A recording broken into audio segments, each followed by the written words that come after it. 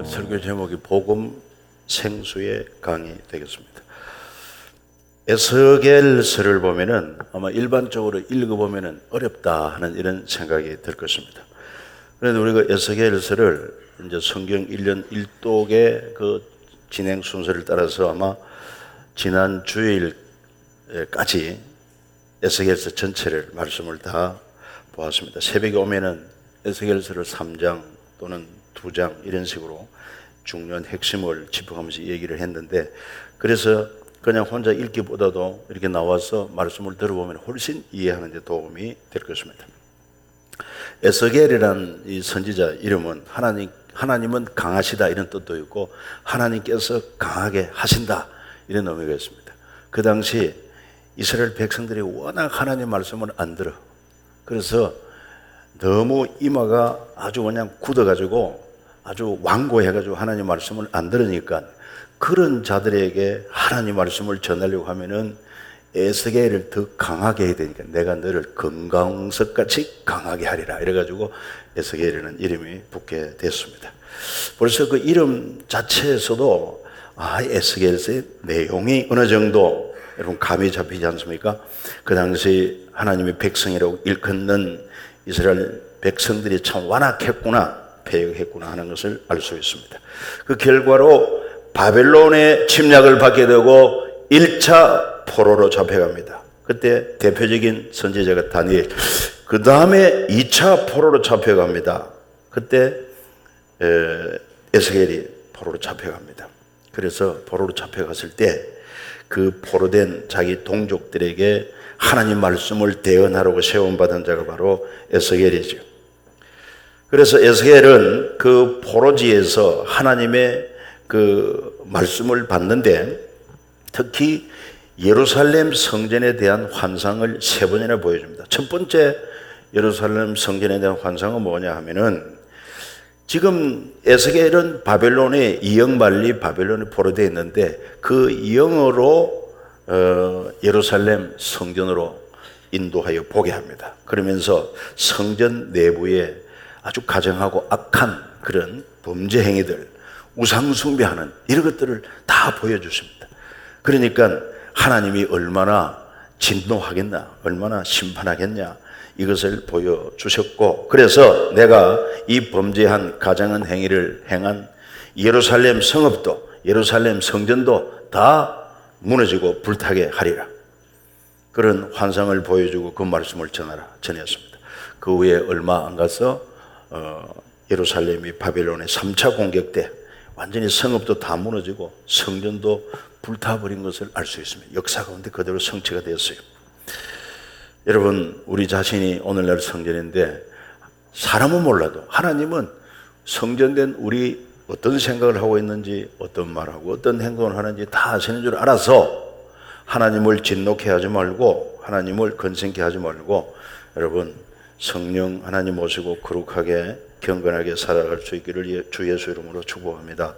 그리고 두 번째 또 에스겔에게 예루살렘 성전을 보여주는데 그때는 어떤 성전이냐, 아주 새로운 성전, 아주 멋지고 좋은 새로운 성전을 보여주고 있습니다.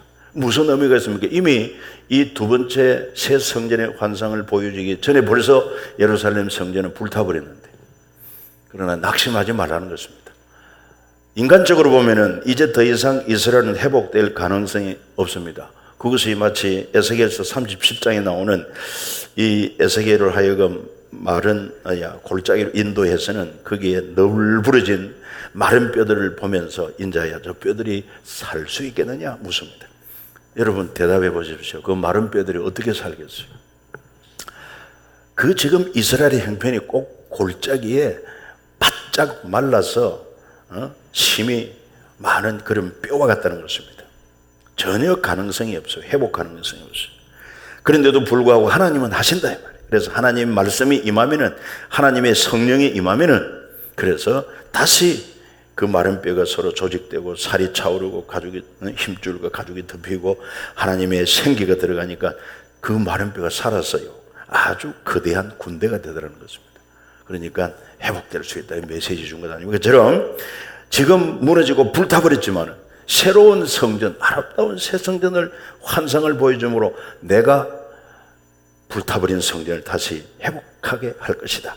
그 말씀 그대로 바빌론에서 포로 생활 70년 포로 생활하고 하나님의 기적적인 역사로 저들은 예루살렘으로 돌아와서 제일 먼저 성전을 건축을 했어요. 하나님의 말씀 그대로 된 것을 알 수 있어요. 그 다음에 세 번째 성전에 대한 환상을 보여주는데 바로 오늘 본문에 나오는 내용인 것입니다. 그래서 세 번째 환상의 내용이 뭐냐? 에스겔은 아직도 바벨론 포로 잡혀 있는데 하나님께서 영으로 인도하여 예루살렘 성전을 보여주는데 이번에는 성전 문지방에서부터 물이 서며 나오기 시작해서 동문으로 물이 흘러서 기드론 계곡을 타고 남쪽으로 물이 흘러가는 그런 환상을 보여줍니다. 그런데 처음에는 성전 문지방에서 섬에 나온 물이 한 1,000척 지나서 다시 물을 정리해 보니까 발목에 오르는 물이 되었다고 했습니다. 1,000척 같으면 얼마나 되겠습니까? 한 300m 된다고 봅니다. 그 다음에 또 한 300m 더 진행해서 또 물을 재보니까 이제 물 깊이가 무릎까지 차는 겁니다. 또 1,000척 지나니까 허리까지 차고 또 1,000척 지나가서 여러분 청량하니까 이제는 사람이 능히 헤엄칠 강물이 되었다 하는 그런 내용입니다. 그리고 뿐만 아니라 그 성전에서 나온 물이 지나가는 곳마다 막 생명체가 번성을 합니다. 나무들이 살아납니다. 열매를 맺습니다. 그리고 그 물이 이제는 아라바 바다, 염해라고 하죠. 사해라고 하죠. 그 바다에 임하니까 그 소금 바다가 소생해가지고 생명체가 살 수 없거든요. 지금도 사해 바다는 소금 바다이기 때문에 생명체가 못 살아요. 완전히 소금입니다. 물이 얼마나 짠지. 그래서 사람이 들어가도 물에 가라앉지도 않고 사람이 둥둥 뜨지 않습니까? 수영 못해도 관계없어요. 그냥 들어가서 들어놓으면 그냥 뜨게 되어 있는데 이런 아라바 바다 소금 바다가 이 성전에서 나온 물이 임하니까 소금물이 이제는 아주 생명수로 바뀌어가지고 거기에 많은 물고기들이 각종 물고기들이 힘이 많은 물고기들이 번성하는 그런 환상을 보여줍니다. 그런데 아직까지 사해 바다는 회복이 안 됐어요. 그러니까 이 오늘 47장에 나오는 이 환상은 뭘 의미하느냐 하면은 바로 성전 대신 예수 그리스도께서 오셔서 그분이 십자가에 살을 찌고 피 흘려 주심으로 이 생명의 복음이 예루살렘에서부터 유대나라, 사마리아, 그 다음에 땅끝까지 이렇게 복음이 전거될 것을 우리에게 보여주고 마침내 이 복음이 땅끝까지 전거되면 택한 백성 다 구원받으면 드디어 세상은 심판받고 하나님의 영원한 나라 새하늘 새 땅에 열리게 되고 그 땅에 가서 보면은 본문에 나오는 광경이 그대로 이루어지게 될 텐데 바로 12절 말씀이 됩니다. 47장 12절 한번 읽어보실래요? 강자옥가에는 각종 먹을 과실나무가 자라서 그 잎이 시들지 아니하며 열매가 끊이지 아니하고 달마다 새 열매를 맺으리니 그 물이 성소를 통하여 나옴이라. 그 열매는 먹을 만하고 그 잎사귀는 약재료가 되리라고 그랬는데 이 예언이 어디에서 완전히 성취되느냐 하면은 성경 마지막 책 계시록 22장 1절 2절에 그대로 성취된 것을 볼 수가 있습니다. 한번 읽어보세요. 또 그가 수정같이 맑은 생명수 강을 내게 보이니 하나님과 및 어린 양의 보좌로부터 나와서 길 가운데로 흐르더라. 강 좌우에 생명나무가 있어 12가지 열매를 맺되 달마다 그 열매를 맺고 그 나무 잎사귀들은 만국을 치료하기 위하여 있더라. 그래서 에스겔 47장에 예언하는 것이 장차 계시록에 하나님의 나라에서 완성이 되는구나. 지금도 이 예언은 그대로 진행 중에 있다 하는 것을 알 수가 있습니다. 얼마나 아름다운 광경인지 몰라요. 죄로 말미암아 잃어버린 낙원, 예수 그리스도 안에서 다시 회복될 그 낙원에서 우리가 생명과를 먹으며 생명수를 마시며 그리고 하나님의 은혜를 찬양하며 그곳에서 영생 복락할 일이 우리에게 남아 있는 줄 믿습니다. 그렇기 때문에 이 천국 소망을 가진 저와 여러분이 행복한 사람인 것입니다. 옆 사람끼리 인사 한번 합시다. 당신은 행복한 사람입니다. 그래 이제 이럴 때 확실하게 인사하는 거야. 앞에 반주자들 설교할 때는 가만히 있고 잘 듣고, 이렇게 옆 사람 인사를 할 때 확실히 인사하고. 반주를 잘해요.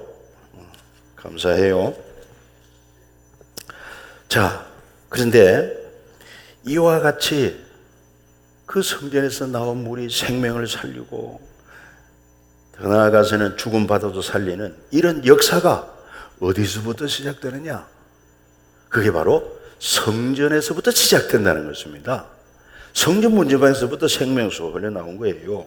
그러면 이건 뭘 의미하느냐?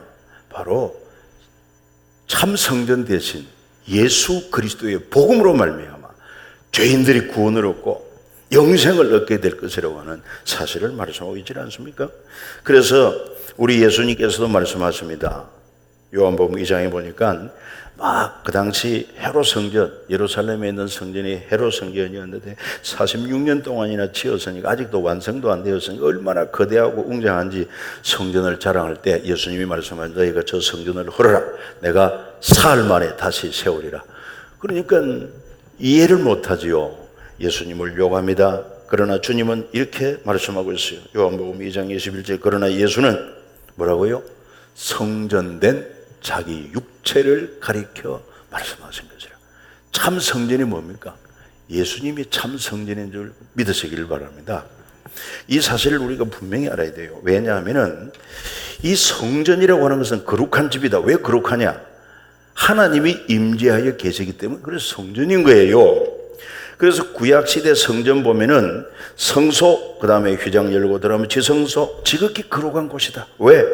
그곳에 하나님의 법궤가 있는데 하나님이 이곳에 임재하여 계신다. 상징적인 것이기 때문에 그렇습니다.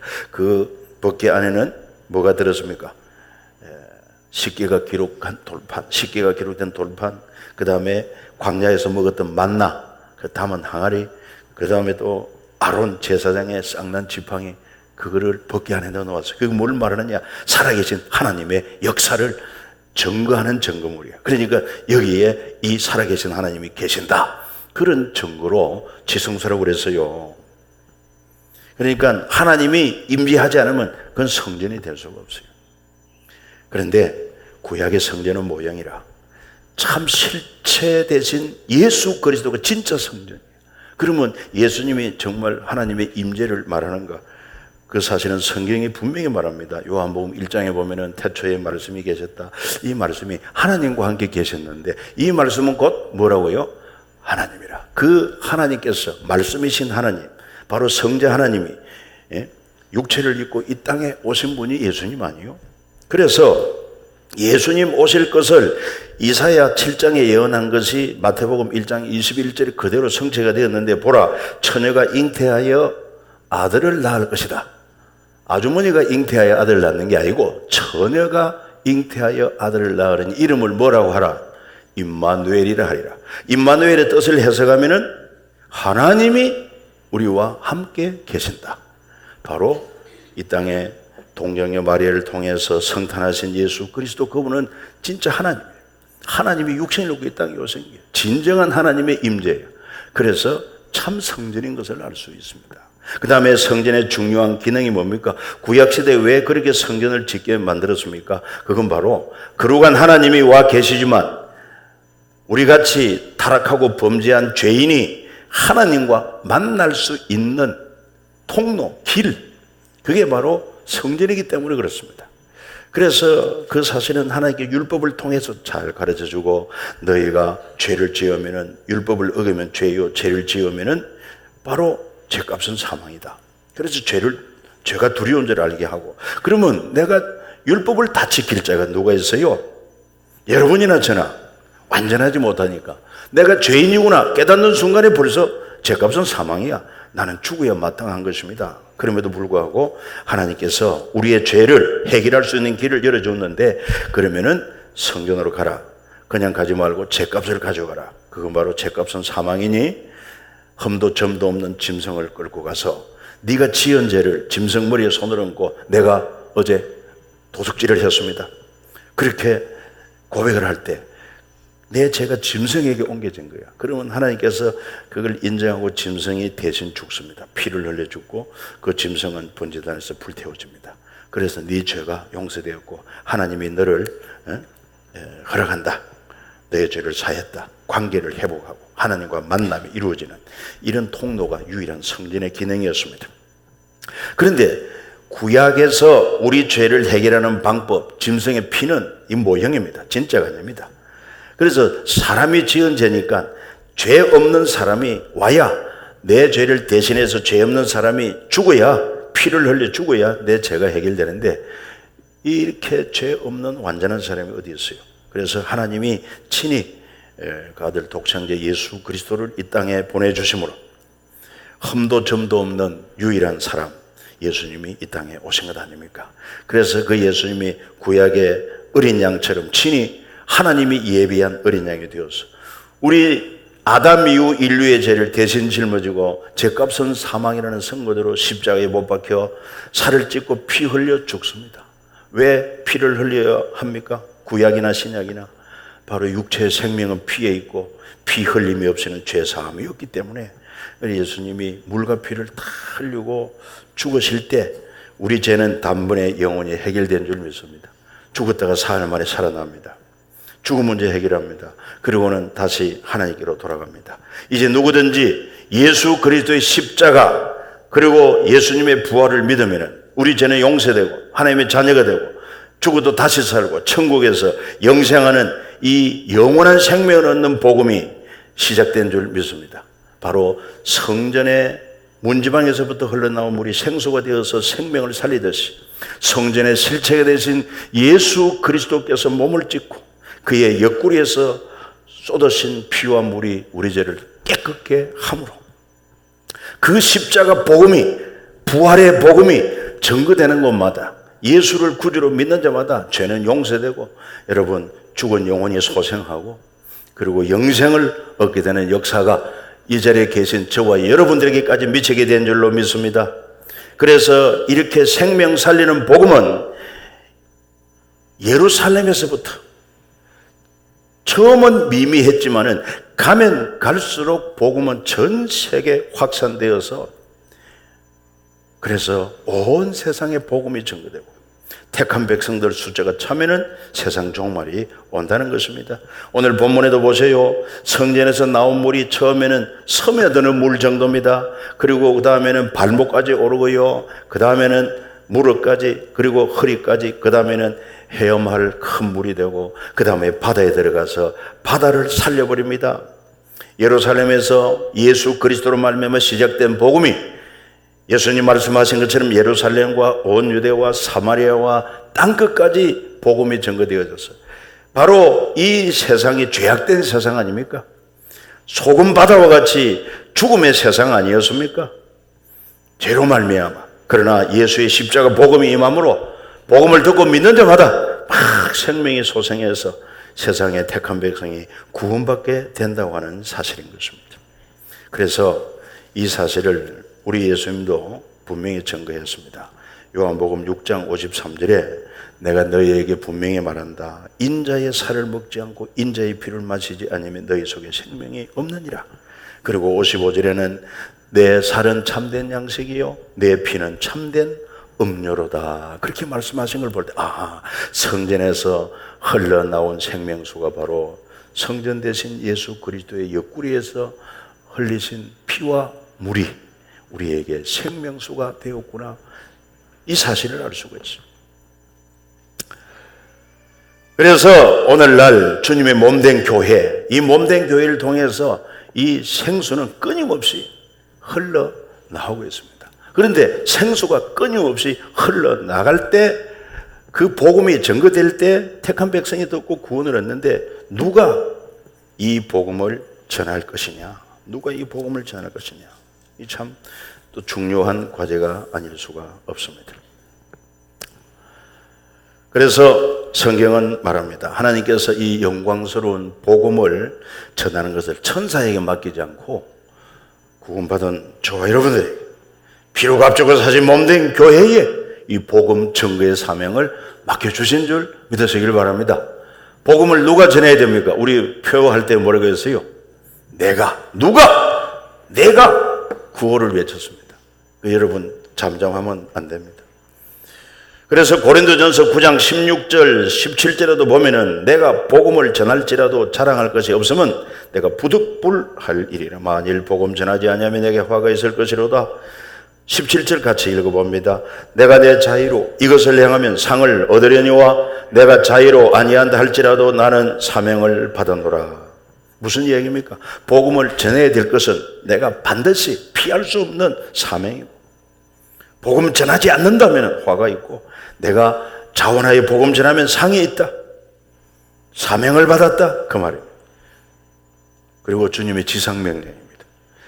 예수님의 하나님의 명령 가운데 최고의 계명은 사랑, 최고의 명령은 복음 전하는 거예요. 그러니까 이 사랑과 복음 전하는 것은 동전의 양면과 같아요. 하나입니다. 하나. 사랑 없이 복음 전할 수 없고, 또 복음 전하지 않으면 참 사랑이 아닙니다. 그러니 무엇보다도 천하보다 귀한 영혼을 구원하는 복음을 사랑함으로 증거할 때 이것이 최고의 계명, 사랑을 실천하는 것이고 최고의 사명, 바로 전도하는 것이라고 하는 것을 알 수가 있습니다. 그래서 오늘 여기에 이 말씀 듣는 저와 여러분들은 우리도 예수님의 옆구리 흘리신 그 보혈의 공로로 복음을 듣고 믿고 구원을 얻은 것처럼 이 영혼을 살려내고 지옥 갈 사람을 천국 가게 만들고 영원히 살게 하는 이 엄청난 복음을 전가하는 일을 바로 우리에게 맡겨주셨다. 천사도 아닌 나에게 맡겨주셨다. 이거는 거룩한 부담은 될지 모르지만 정말 긍지를 가져야 할 일이 아닐 수가 없습니다. 이보다 더 귀하고 가치 있는 게 없어요. 그래서 최고의 계명이다, 최고의 명령이다. 그게 바로 복음을 전해서 영혼을 구원하는 것인 줄 알고 모두가 다 최고의 계명 실천하고 최고의 명령에 순종하시기를 예수님의 이름으로 축원합니다. 그래서 새생명 복음 축제할 때 아이고 또 새생명 복음 축제냐, 덜복이 생겼다 이렇게 생각하지 말고 이것이 교회가 마땅히 해야 할 사명이고 또 우리에게 기회입니다. 기회. 왜냐하면요, 주님은 이렇게 귀한 복음으로 영혼 구원하는 사역을 잘 감당할 때, 아니 이걸 위해서 하나님은 독생자를 주었고 이 일을 위해서 예수님은 십자가 죽기까지 했다고 하면은 이것보다 더 귀한 일이 없어요. 복음 전하는 것보다. 그러니까 복음 전하는 일이 가치 있고 중요한 만큼 이 일에 헌신한 자에게 주어지는 상급도 제일 큰 것입니다. 하늘나라 가봅시다. 그때 우리에게 주시는 예비된 상급 중 최고의 상급이 뭐냐? 전도자에게 주는 상급이 제일 크다는 것입니다. 다니엘 12장 3절, 지혜 있는 자는 궁창의 빛과 같이 빛날 것이요 많은 사람을 옳은 대로 돌아오게 한 자는 별과 같이 영원토로 비치리라고 그랬어요. 여러분, 천국이 서타가 되기를 축원합니다. 우리 이 땅에 이렇게 빛나는 사람들을 서타라고 말합니다. 군대에서 서타는 장성급입니다. 그리고 세상에서 서타는 아주 유명 연예인들입니다. 그런데 이 땅의 서타 사실 별 볼 일이 없어요. 어떤 사람은 말하기를 서타, 스스로 타락한 자를 일컬어서 서타라고 하는데, 이거는 우리끼리 이제 웃자고 하는 얘기고, 진짜 서타는 천국의 서타, 전도자에게 주어지는, 여러분, 영원토록 비치는 별과 같이 또는 달과 같이 해와 같이 영원토록 비치는 천국의 서타들이 다 되시기를 축복합니다. 저도 예외 없이 이 일에 서타가 되기를 소원하는 것입니다. 지금까지 나는 얼마나 전도를 했나 한번 돌이켜봅니다. 물론 제가 목회자가 되기 전에 집사 때도 전도는 열심히 한 기억이 납니다. 아주 담대하게 전도도 했습니다. 그 다음에 신학교 다니고 초기 전도 시절에도 우리가 차 안에서 그냥 전도하거나 또는 전철 안에서 역전 앞에서 그리고 동네 다니면서 그렇게 열심히 전도한 적도 있었습니다. 여러분, 참 요즘은 이제 시대가 좀 달라져서 그렇습니다만은 우리가 전도는 수단과 방법을 가리지 않고 해야 돼요. 열심히 해야 돼요. 그래서 이렇게 중요한 기회가 주어졌는데 여러분 어떤 자세로 이 새생명 복음 축제에 여러분 임하려고 하십니까? 저는 오늘 이 말씀을 읽으면서 그런 나름대로의 감동을 받고 같이 또 우리가 이 말씀에 순종하여 전도에 열심을 냈으면 좋겠다 그런 생각을 합니다. 먼저는 이 복음 축제를 앞두고도 어떤 사람이 있냐 하면은 이 하나님의 은혜 또 복음의 은혜를 그저 발바닥으로 체험한 정도의 믿음을 가진 사람이 있습니다. 처음에 성전에서 나온 물은 그냥 스며드는 물이야. 그저 이거는 발바닥만 적실 물밖에는 안 돼요. 그러니까 하나님의 은혜를 받아도 발바닥 적실 정도 되면은 마음에 이제 좀 감이 오는 거죠. 마음에 전도해야 되는구나, 또 전도하려고 하는구나, 이 정도 마음에 전도하긴 해야 되겠구나, 뭐 부담을 가지면서도 이런 정도의 사람들을 두고 말할 수 있다 생각을 해봅니다. 그리고 또 입으로 뭐 구호할 때 같이 구호도 따라하기도 하고 복음으로 사랑으로 구호도 잘 외쳤는데 아직까지 몸이 따르질 않아. 그 다음에 일천척 지나니까 그 발바닥으로 경험하던 사람들이 이제 발목까지 은혜를 체험을 합니다.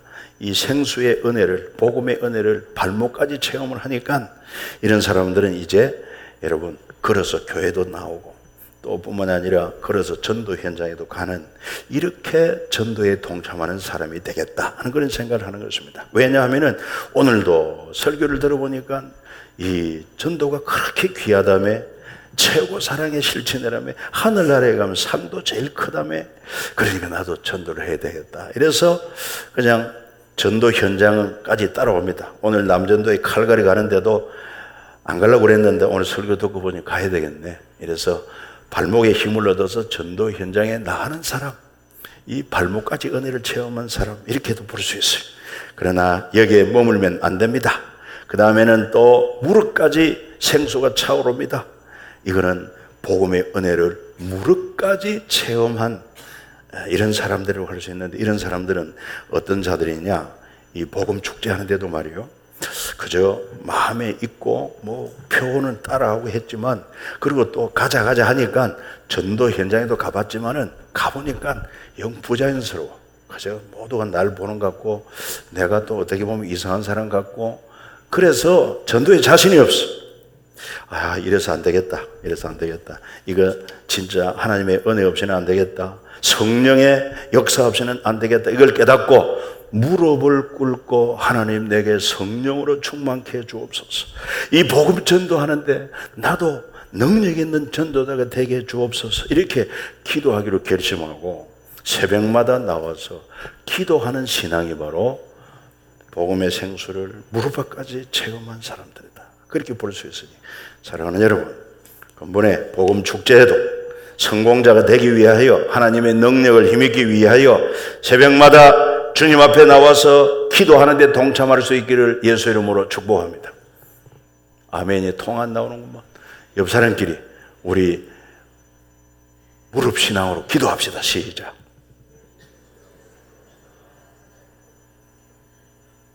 그 다음에는 허리까지 차오릅니다. 허리까지. 이 사람들은 아마 복음의 은혜를 허리까지 체험한 사람이고, 그러면 이런 사람은 이 새생명 복음 축제에 어떻게 헌신해야 되느냐? 여러분, 허리는 몸의 중추기관 아닙니까? 그리고 힘은 허리에서 나옵니다. 다시 말해서 이 새생명 복음 축제, 영혼을 구원하는 이 전도 사역을 위해서 힘써 헌신하는 사람들입니다. 힘있게 봉사하는 사람들이에요. 왜냐하면 진짜 전도의 가치를 압니다. 그리고 그것이 머리로만 아는 게 아니라 가슴으로 느껴요. 전도가 얼마나 중요한지. 내가 이렇게만 그냥 땅에서 썩을 일만 위해서 살 존재가 아니라 썩지 않는 양식, 하늘의 영광을 위해서, 영원한 영광을 위해서 성경은 말하는데 그게 가슴에 와닿았어.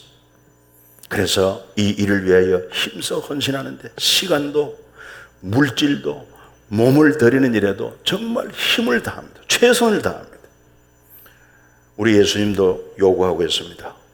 마가복음 10장 29절에 내가 진실로 너희에게 이르노니 나와 복음을 위하여, 예수님과 복음을 위하여 집이나 형제나 자매나 어머니나 아버지나 자식이나 전토를 벌인 자는, 그러니까 도대체 복음이 얼마나 귀하기에 예수 그리스도가 얼마나 존귀하길래 집이나 전토, 부모 형제 처자 포기하고 주님을 위해서 헌신해야 되겠는가? 그만큼 가치 있는 분이 예수 그리스도요, 그만큼 중요한 것이 복음 전하기 때문에 나와 복음을 위하여 주님은 이렇게 요구하고 있는 것입니다. 누가 응답하시겠습니까? 이번에도 복음 축제를 하는데 전도부에서 예산을 가져온 거 보니까 한 1,000여만 원 예산이 들어간다고 이렇게 가져왔습니다. 어떻게 생각하면은 그냥 뭐 복음 축제 안 해도 우리가 전도하자 이렇게 하면은 그렇게 돈이 들지 않을 수 있는데, 왜 또 이렇게 복음 축제를 통해서 뭐 강사도 초청하고 전도지 만들고 이렇게 또 돈을 써야 하는가? 뭐 이렇게 생각하는 분도 없지 않아 있는 것 같아요. 그러나 여러분, 영혼 구원에 있어서는 우리 시간, 우리의 몸, 우리의 물질 아낌없이 헌신할 수 있어야 됩니다. 이게 진짜 복음의 은혜를 허리까지 체험한 사람들이 마땅히 할 일이라고 생각하는 것입니다. 그래서 우리가 이미 출정식 할 때도 말씀드렸습니다마는 이 일에 예산이 있으니까 여러분, 우리가 이번 전도 간증 집회할 때 부흥회 할 때처럼 시간 감사 예물 드리는 것처럼 예물을 드려서 근본 전도가 확실하게 열매가 있고 2015년도 우리 교회의 목표 설정한 것이 반드시 이루어지고 모두 부흥이 안 된다고 하는 이때 보라, 3일 교회를 보라, 부흥은 일어난다, 다시 부흥할 수 있다는 이런 모델 교회로서 여러분 힘있게 헌신할 수 있기를 예수님의 이름으로 부탁드립니다. 주님께서 말씀하고 있어요. 나와 복음을 위하여. 그 다음에 이 복음 축제만 아닙니다. 실제적으로 여러분 전도하려고 할 때 전도 대상자들에게 역시 시간을 써야 됩니다. 몸으로 수고해야 됩니다. 물질로 또 투자를 해야 돼요. 때로는 커피도 타주고 때로는 같이 밥도 먹고 그리고 또 선물도 하고, 이 투자 없이 안 됩니다. 여러분, 하나님은 저와 여러분 구원하려고 예수님 주었다, 우리 독생자를 주었다 했잖아. 그리고 예수님도 자기 생명을 송두리째 내놔두고 했잖아. 우리도 진짜 내 사랑하는 가족 그리고 친구, 친지, 이웃 구원하기 위해서 그냥 말 몇 마디로 안 된다니까. 마음의 뜨거움을 가지고 기도하면서 그리고 어떻게 하든지 그들을 사랑을 나타내야 돼. 대접하는 것으로 섬기는 것으로. 그래야 열매를 거두게 된다. 농사 짓는 것 같아요. 농사 지을 때 농사꾼이 그냥 씨만 뿌려놓고 이제 지가 알아서 잘 자라고 때가 되면 열매 몇 개째 하고 이렇게 한가하게 지내는 사람이 없습니다. 씨를 뿌려놓고도 막 비가 와야 되는데 비가 안 오면 농부 가슴이 얼마나 타는지 몰라. 비가 와서 뭐 또 이제 싹이 나고 하면은 또 잡초는 왜 그리 많이 나는지 또 잡초 다 제거하고 풀매주고 그리고 또 비료주고 또 돌봐주고 이렇게 땀 흘리고 투자를 하니까 열매가 나오더라는 것입니다. 이 원리를 꼭 잊지 말고 근본에 내 작정한 사람, 이 사람들 내 가족이 될 수 있고 친구 될 수, 이웃 될 수 있는데 꼭 구원을 얻도록 헌신해야 됩니다. 이번에 추석 명절 때 집에 안 갑니까? 집에 가서 그들랑 아직도 믿지 않는 부모 형제가 있습니까? 또 친구, 친지가 있습니까? 딱 대상을 정하고 미리 기도하시고 어떻게 하면 좋을까? 지혜를 구하고, 그래서 교회가 준비한 전도지도 또 우리 교회에서 아마 여러분 핸드폰으로 다 그 샌드 아트로 만든 사형리 다 보냈을 것입니다. 그거 상당히 감동이 있어요. 그걸 틀어서 같이 보여주면서 조금만 설명드리면 됩니다. 그렇게 어떻게 하든지 영혼 구원을 위해서 이런 관심을 가지고 헌신하게 될 때 반드시 좋은 결과는 일어나게 될 것입니다. 마지막 단계는 드디어 복음의 은혜, 하나님의 은혜를 그냥 넘치도록 체험해가지고 이제는 내 의지로 사는 것이 아니라 전적으로 성령과 우리 주님의 통치에 순종하며 사는 이런 사람들은 이번 복음 축제에도 전심전력을 다하여 헌신하는 사람들일 것입니다. 그저 핑계가 없어요. 내 주 그리스도께서 주신 명령이다 생각하고 근본의 새생명 복음 축제를 위하여 전폭적으로 올인하여 헌신하게 되는 것입니다. 여러분, 우리 물이 허리까지 찰 때는요, 아직도 역시 발은 땅에 있기 때문에 자기 의지가 있어 가고자 하는 대로 이렇게 자기 의지가 움직입니다. 그러나 일단 키를 넘어버리면은 발이 땅에 닿질 않습니다. 물을 의지하지 않고는 안 됩니다.